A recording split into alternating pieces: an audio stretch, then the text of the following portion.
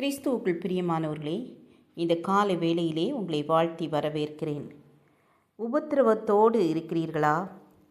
வியாதியின் படுக்கையிலே இருக்கிறீர்களா? கண்ணீரோடு இருக்கிறீர்களா? பிசாசின் கட்டுகளோடு இருக்கிறீர்களா? எதுவாக இருந்தாலும் கர்த்தர் அந்த கட்டுகளிலிருந்து உங்களுக்கு விடுதலை தர வல்லவராய் இருக்கிறார். நாம் சங்கீதம் 22 அதிகாரம் 24 வசனத்தை வாசித்தோமானால், உபத்திரவப்பட்டவனுடைய உபத்திரவத்தை அவர் அற்பமாய் எண்ணாமலும் அருவருக்காமலும் தம்முடைய முகத்தை அவனுக்கு மறைக்காமலும் இருந்து தம்மை நோக்கி அவன் கூப்பிடுகையில் அவனை கேட்டருளினார். உபத்திரவப்பட்டவனுடைய, கஷ்டப்பட்டவனுடைய, வேதனையோடு இருக்கிறவனுடைய உபத்திரவத்தை அவர் அற்பமாய் எண்ணாமலும் அருவருக்காமலும் தம்முடைய முகத்தை அவனுக்கு என்ன செய்கிறார்? மறைக்காமலும் இருக்கிறார். தம்மை நோக்கி கூப்பிடுகையில், வேதனையோடு கண்ணீரோடு தன்னுடைய சமூகத்தை நோக்கி கூப்பிடுகையில் கர்த்தர் அவனுக்கு தன்னுடைய முகத்தை என்ன செய்யவில்லையாம்? மறைக்கவில்லையாம். அவன் கூப்பிடுகையில் அவனை கேட்டருளி அவனுக்கு அவன் என்ன செய்கிறார்? பதில் கொடுக்கிறார். நீங்களும் உபத்திரவத்தோடு இருக்கிறீர்களா? வேதனையோடு இருக்கிறீர்களா?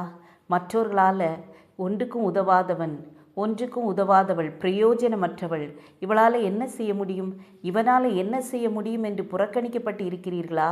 குடும்பத்தில் ஒதுக்கி வைத்திருக்கிறார்களா உங்களை? கவலையே படாதீர்கள். உங்களை நேசிக்கிற ஒருவர் இருக்கிறார்.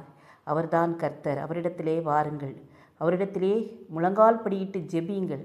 எனக்கு இந்த மாதிரி பிரச்சனை இருக்கிறது, என்னுடைய வேதனையை உம்மிடத்தில் நான் சொல்லுகிறேன் என்று சொல்லி அவருடைய பாதத்தண்டையிலே உங்களுடைய பாரத்தை இறக்கி வைப்பீர்களானால், அவருடைய முகத்தை நோக்கி பார்த்தீர்களானால், உங்களை அவர் என்ன செய்வார்? உங்கள் சத்தத்தை கேட்டு பதில் அளிப்பார். உங்கள் கஷ்டங்கள் எல்லாம் மாறும், நிந்தைகள் மாறும், அவமானங்கள் மாறும். அற்பமாய் எண்ணப்பட்ட இடத்திலே உங்களை கர்த்தர் உயர்த்தி வைப்பார், ஆசீர்வதித்து உயர்த்தி வைப்பார். நீங்கள் விசுவாசியுங்கள், ஜெயத்தை பெற்றுக்கொள்ளுங்கள். ஜெபம் செய்வோம். கிருபையும் இரக்கமும் நிறைந்த கர்த்தாவே, நாங்கள் உபத்திரப்படுகிற வேளையிலே உம்முடைய சமூகத்தில் வந்து முழங்கால் படியிட்டு ஜெபிக்க, உம்முடைய முகத்தை மாத்திரம் நாங்கள் நோக்கி பார்க்க உதவி செய்யுங்க. மனுஷனை நோக்கி பார்க்காதபடிக்கு என் தேவனை நோக்கி பார்க்கவும், விடுதலை பெற்றுக்கொள்ளவும் எங்களுக்கு கர்த்தாவே கிருபை தாருங்க.